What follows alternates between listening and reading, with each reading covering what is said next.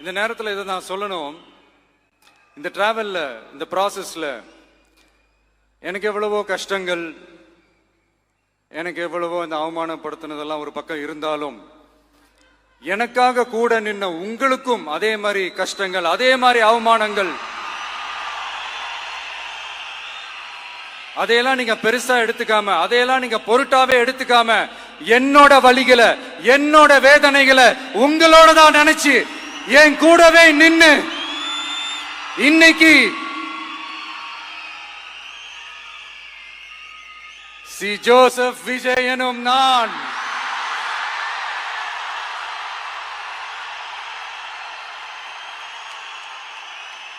அத உண்மையாக்கி இருக்கிறீங்க. உண்மையிலே எனக்கு என்ன சொல்றதுன்னு எனக்கு தெரியல. என்னுடைய உறவுகளே, என்னுடைய சொந்தங்களே, நான் ஒன்றும் தேவ தூதன்லாம் கிடையாது. நானும் ஒரு இயல்பான ஒரு வாழ்க்கை வாழ்ற ஒரு சாதாரணமான மனுஷன்தான். நான் முன்னாடியே சொன்ன மாதிரி அது செய்வேன் இது செய்வேன்னு பொய்யான வாக்குறுதிகள்லாம் கொடுத்தவங்கள நான் ஏமாத்த மாட்டேன். எது சாத்தியமோ அது மட்டும்தான் நான் செய்வேன்.